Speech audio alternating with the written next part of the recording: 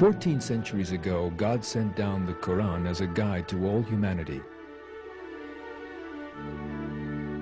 At the time, the Arab community was in a state of complete degeneration and chaos, but the light brought by the Quran changed it miraculously.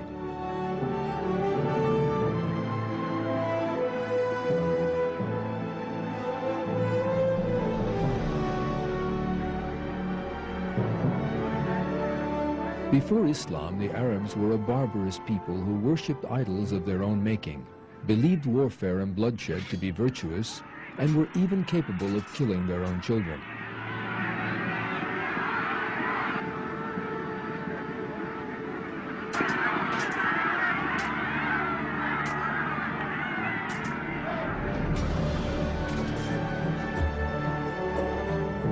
However, through Islam, they learned humanity, respect, love, compassion, justice, and civilization. Not only the Arabs, but all the communities which accepted Islam escaped the darkness of the age of ignorance and were illuminated by the divine wisdom of the Quran. Amongst the wisdom the Quran brought people was scientific thinking.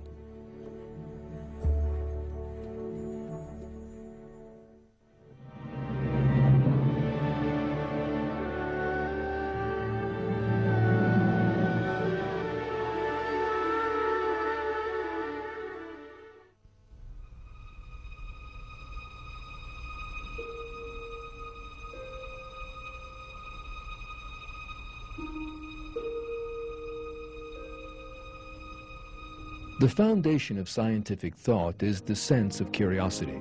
Because people wonder how the universe and nature work, they investigate and become interested in science. But most people lack this curiosity. For them, the important things are not the secrets of the universe and nature, but their own small worldly profits and pleasures. In communities where people who think in this way are in charge, science does not develop. Idleness and ignorance rule. The Arab community before the Quran was of this type, but the verses of the Quran called upon them to think, to investigate, and to use their minds, perhaps for the first time in their lives. In one of the first revealed verses of the Quran, God drew attention to the camel, a part of Arabs' everyday lives.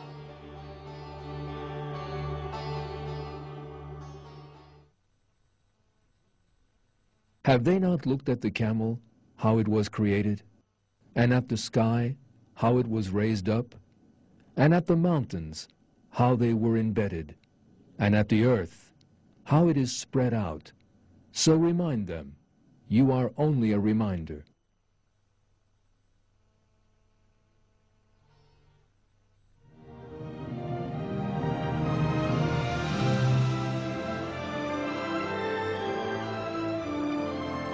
In many other verses of the Quran, people are instructed to examine nature and learn from it because people can know God only by examining His creations.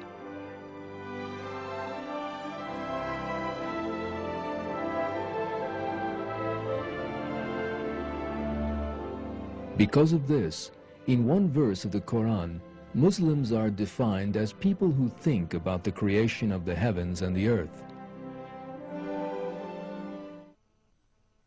Those who remember God, standing, sitting, and lying on their sides, and reflect on the creation of the heavens and the earth, saying, Our Lord, you have not created this for nothing. Glory be to you. So safeguard us from the punishment of the fire.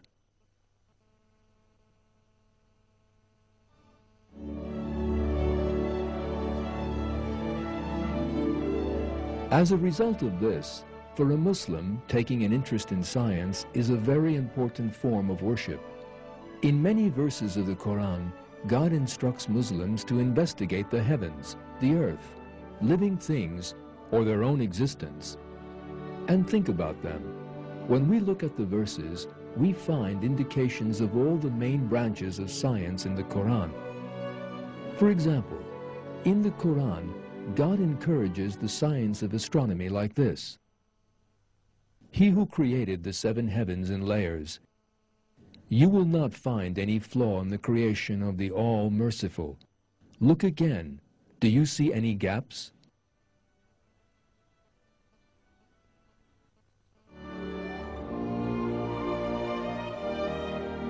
In another verse of the Quran, God encourages the investigation of astronomy and the composition of the earth.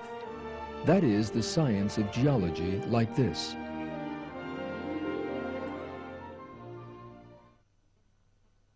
Do they not look at the sky above them? How we have made it and adorned it, and there are no flaws in it. And the earth, we have spread it out, and set thereon mountains standing firm, and produced therein every kind of beautiful growth, in pairs, to be observed and commemorated by every devotee turning to God.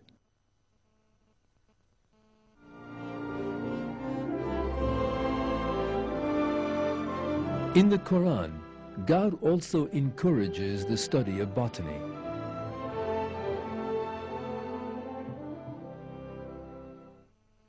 It is He who sends down water from the sky, from which we bring forth growth of every kind, and from that we bring forth the green shoots, and from them we bring forth close-packed seeds, and from the spathes of the date palm date clusters hanging down, and gardens of grapes and olives and pomegranates, both similar and dissimilar. Look at their fruits as they bear fruit and ripen. There are signs in that for people who believe.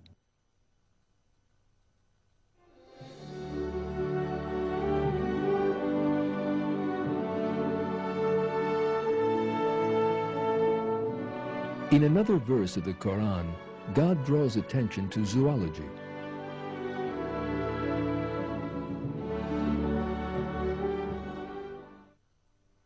You have a lesson in livestock.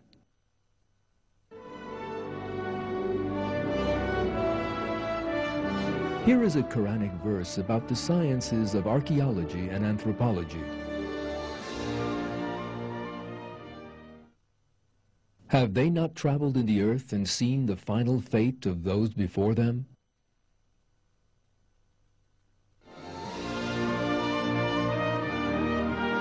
In another verse of the Quran, God draws attention to the proof of God in a person's own body and spirit.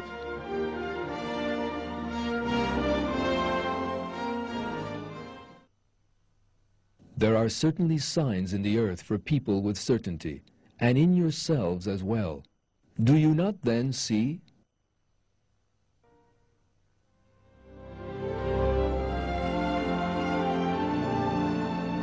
As we can see, God recommends all the sciences to Muslims in the Quran.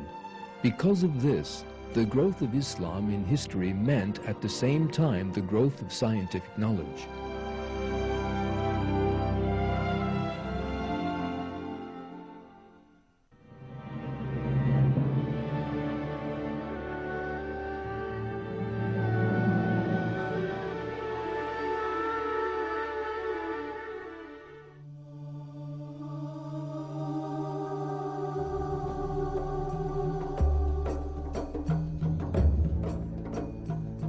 When the Prophet Muhammad, peace be upon him, began to preach Islam, the Arabs were a community of ignorant, superstitious tribes.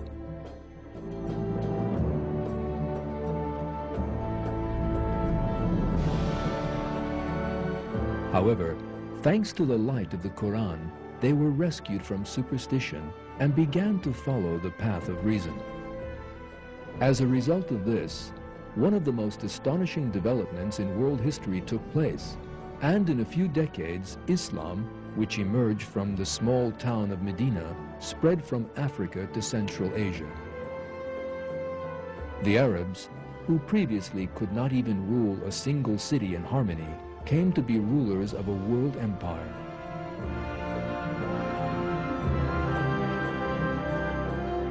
In his book, The Straight Path, the American expert on Islam, Professor John Esposito, describes the miraculous aspect of the rise of Islam like this. What is most striking about the early expansion of Islam is its rapidity and success. Western scholars have marveled at it. Within a decade, Arab forces overran the Byzantine and Persian armies and conquered Iraq, Syria, Palestine, Persia, and Egypt. Muslim armies proved to be formidable conquerors and effective rulers, builders rather than destroyers.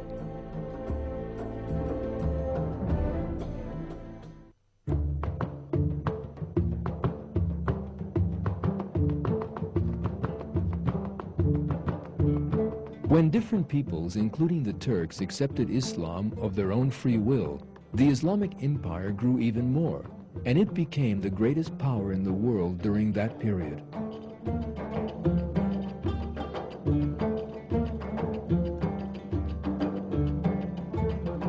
One of the most important facets of this empire was that it provided the stage for a scientific development previously unmatched in history.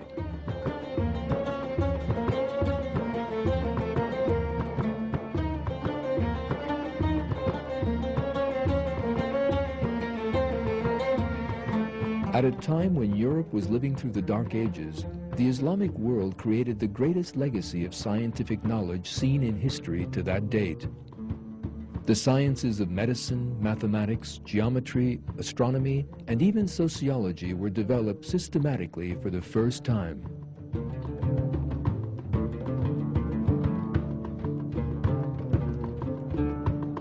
Some commentators try to link this Islamic scientific development to the influence of the ancient Greeks. But the real source of Islamic science was the experimentation and observations of Muslim scientists. In his book, The Middle East, Professor Bernard Lewis, an expert in Middle Eastern history, explains it like this. The achievement of medieval Islamic science is not limited to the preservation of Greek learning, nor to the incorporation in the corpus of elements from the more ancient and more distant East. This heritage, which medieval Islamic scientists handed on to the modern world, was immensely enriched by their own efforts and contributions. Greek science, on the whole, rather tended to be theoretical. Medieval Middle Eastern science was much more practical, and in such fields as medicine, chemistry, astronomy, and agronomy, the classical heritage was clarified and supplemented by the experiments and observations of the medieval Middle East.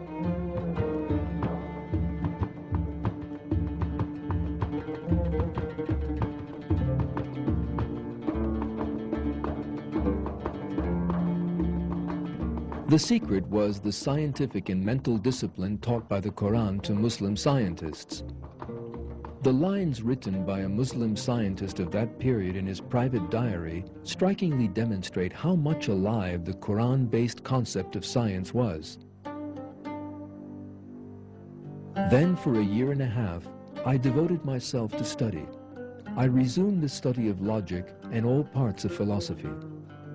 During this time, I never slept the whole night through and did nothing but study all day long.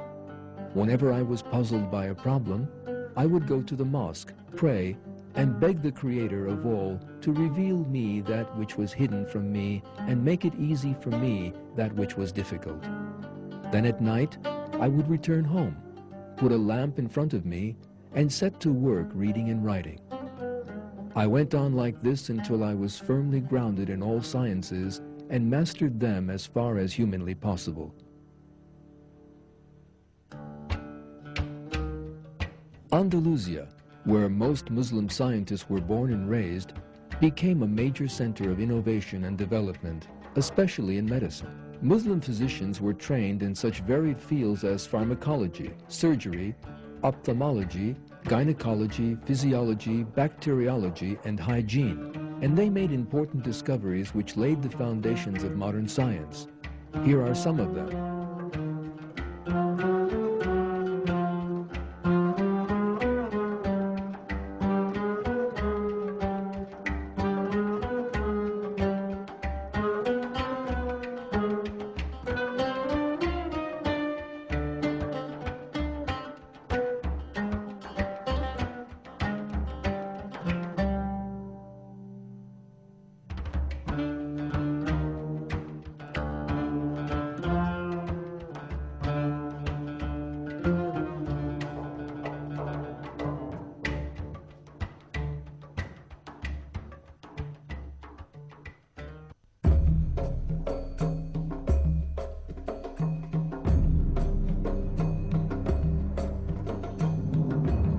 The advanced scientific culture of the Islamic world paved the way for the Western Renaissance.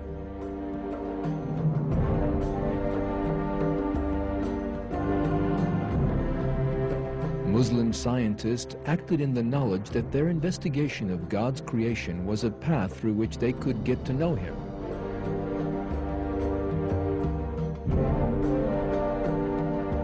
With the transfer of this mentality to the Western world, the advance of the West began.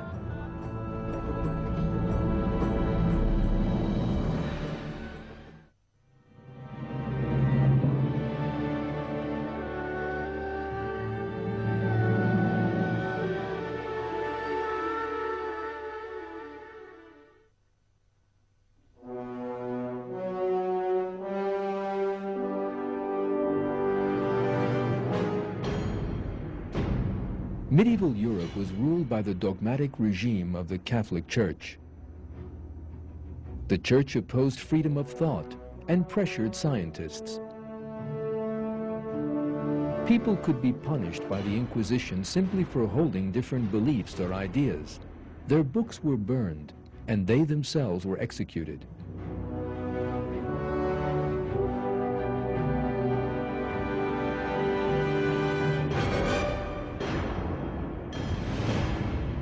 The pressure on research in the Middle Ages is often referred to in history books, but some interpret the situation wrongly and claim that the scientists who clashed with the Church were against religion.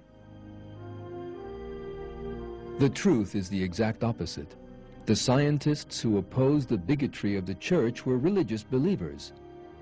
They were not against religion, but against Church dogma. For example, the famous astronomer Galileo, whom the Church wanted to punish because he stated that the world rotated, said, "I render infinite thanks to God for being so kind as to make me alone the first observer of marvels kept hidden in obscurity for all previous centuries." The other scientists who established modern science were all religious. Kepler, regarded as the founder of modern astronomy, told those who asked him why he busied himself with science, "I had the intention of becoming a theologian, but now I see how God is, by my endeavors, also glorified in astronomy, for heavens declare the glory of God." As for Newton, one of the greatest scientists in history, he explained the principle underlying his zeal for scientific endeavor by saying,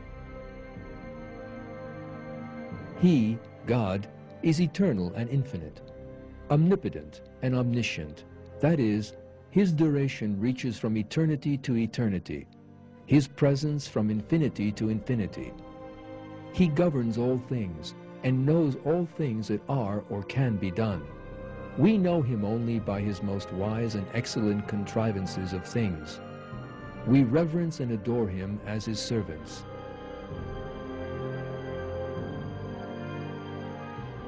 The great genius Pascal, the father of modern mathematics, said that, "But by faith we know His, God's existence. In glory we shall know His nature." Von Helmont, one of the leading figures of modern chemistry and the inventor of the thermometer, declared that science was a part of faith.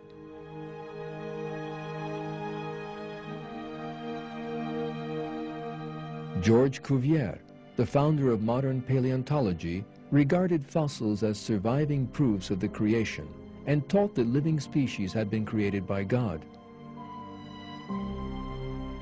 Carl Linnaeus, who first systematized scientific classification, believed in the creation and stated that the natural order was a significant proof of God's existence.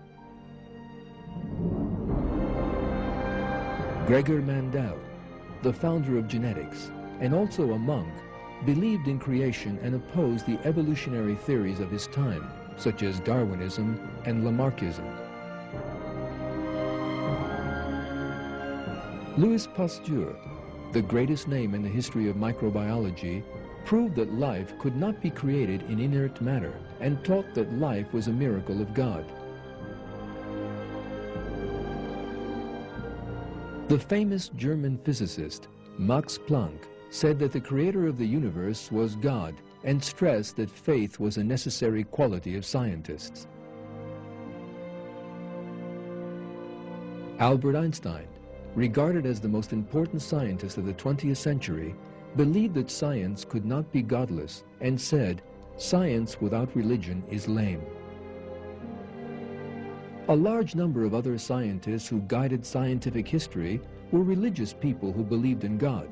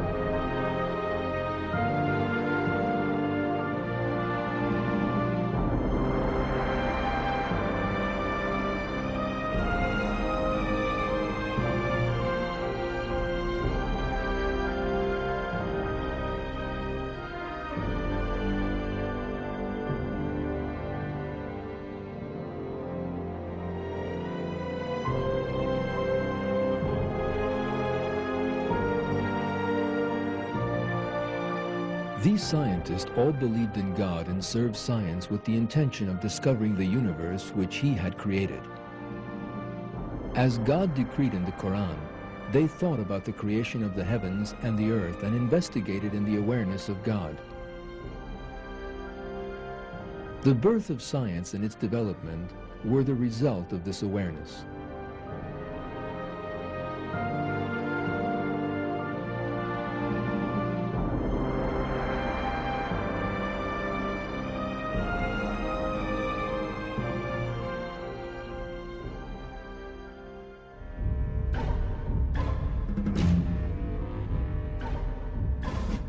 During the 19th century, however, this awareness was replaced by a fraud called materialism.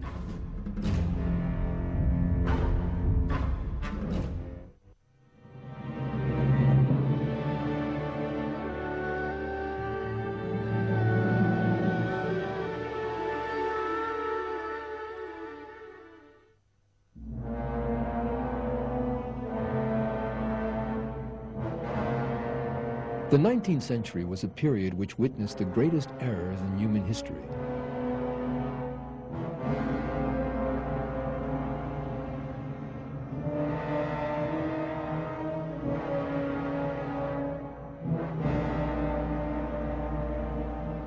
These errors began with the imposition of European thought of materialist philosophy and ancient Greek teaching.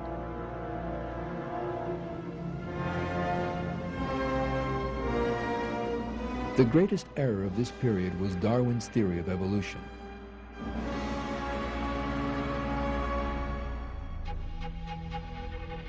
Before the birth of Darwinism, biology was accepted as a branch of science which provided evidence of the existence of God. In his book, Natural Theology, the famous biologist William Paley maintained that, to the extent that every clock proves the existence of a clockmaker, natural designs prove the existence of God.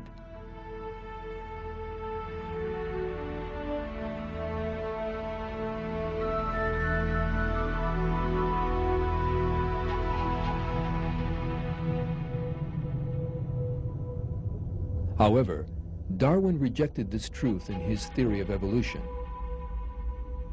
By distorting the truth to fit materialist philosophy, he claimed that all living things were the result of coincidences. In this way, he created an artificial separation between religion and science. In their book, The Messianic Legacy, English researchers Michael Bagent Richard Ley and Henry Lincoln have this to say on the subject. For Isaac Newton, a century and a half before Darwin, science was not separate from religion, but on the contrary, an aspect of religion, and ultimately subservient to it. But the science of Darwin's time became precisely that, divorcing itself from the context in which it had previously existed and establishing itself as a rival absolute, an alternative repository of meaning. As a result, religion and science were no longer working in concert, but rather stood opposed to each other, and humanity was increasingly forced to choose between them. Not only biology, but also branches of science such as psychology and sociology were twisted according to the materialist philosophy.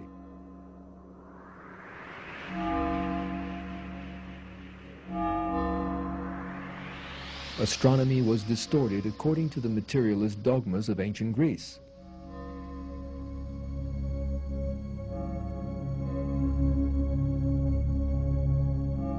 The new aim of science was to confirm materialist philosophy.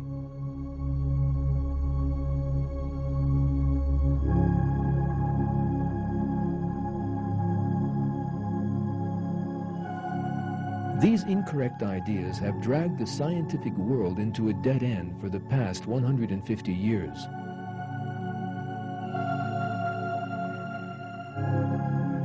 Tens of thousands of scientists from different branches worked in the hope of being able to prove Darwinism or other materialist theories. But they were disappointed. The scientific evidence showed the exact opposite of the conclusion they wanted to reach. That is, it confirmed the truth of creation.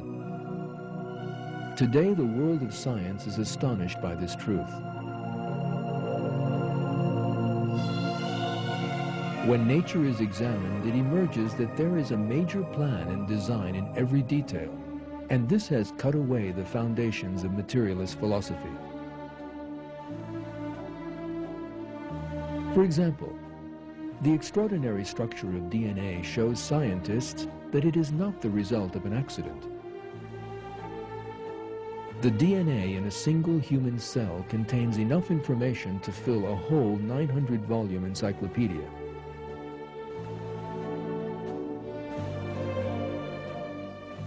Gene Myers, a scientist from the Celera company which administers the Human Genome Project, says this: "What really astounds me is the architecture of life. The system is extremely complex. It's like it was designed. There's a huge intelligence there." The astonishment affects the whole scientific world.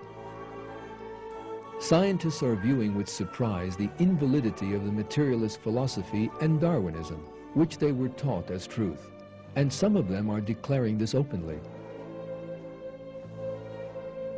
In his book, Darwin's Black Box, one of these figures, the American professor of biochemistry, Michael Behe, describes the situation of the scientific world like this: "Over the past 4 decades, modern biochemistry has uncovered the secrets of the cell. The progress has been hard-won.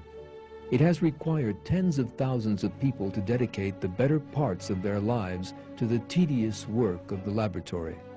The result of these cumulative efforts to investigate the cell, to investigate life at the molecular level, is a loud, clear, piercing cry of design. The result is so unambiguous and so significant that it must be ranked as one of the greatest achievements in the history of science. But no bottles have been uncorked. No hands clapped. Why does the scientific community not greedily embrace its startling discovery?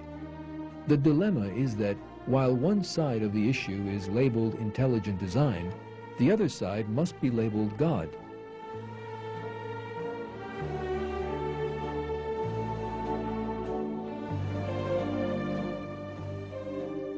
The same situation exists in astronomy.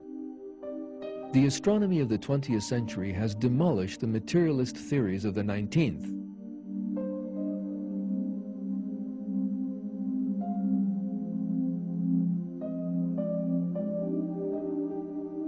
First, with the Big Bang theory, it emerged that the universe had a beginning, the moment of creation.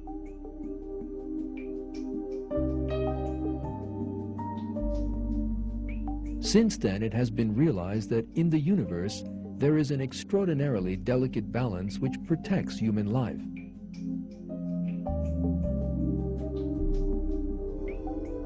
For these reasons, in the world of physics and astronomy, atheism is in rapid decline. As American physicist Robert Griffiths jokingly remarks, "If we need an atheist for a debate, I go to the philosophy department. The physics department isn't much use."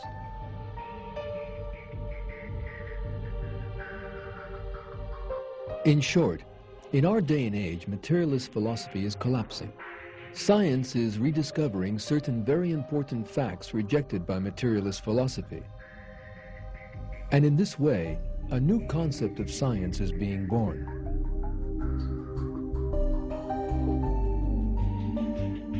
For example, the famous Australian microbiologist Michael Denton states that the complex organs of living things cannot be explained by evolution.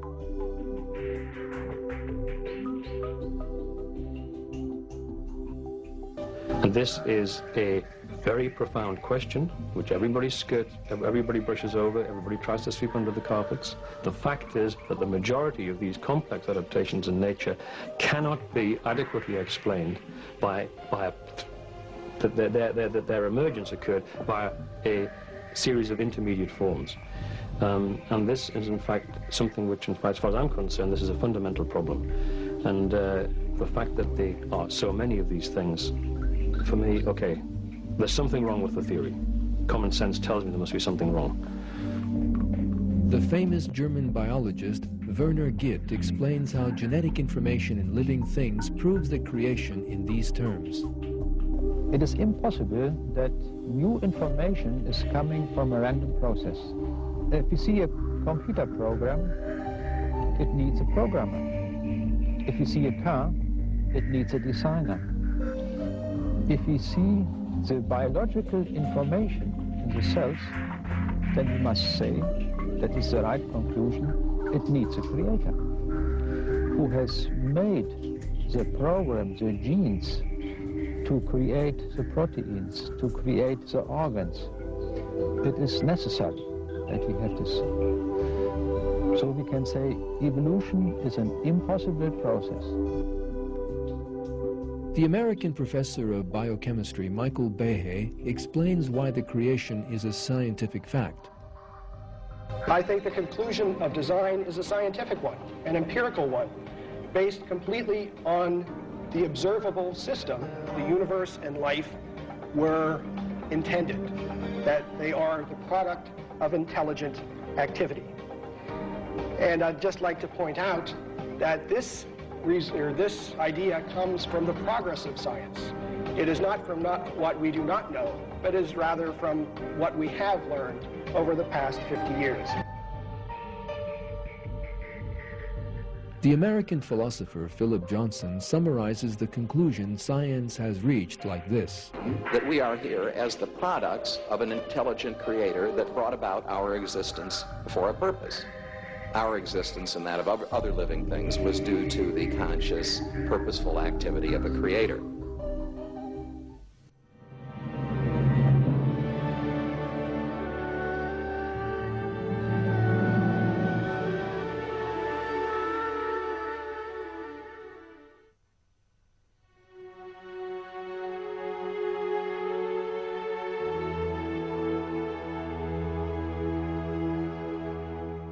God created the entire universe, and the whole of creation shows humanity the signs of God.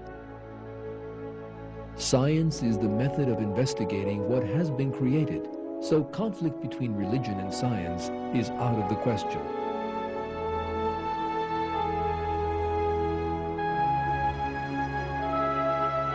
On the contrary, Islam encourages science. The major scientific advances in Islamic history clearly show the importance of this encouragement.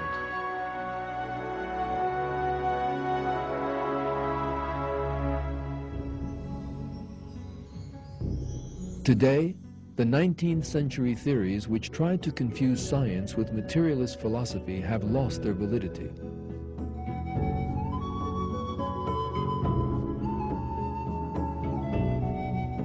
Humanity will shortly understand clearly that God created the entire universe and all living things. Science provides evidence of this creation, and the Quran, which brought the news of this truth 14 centuries ago, leads the way to science.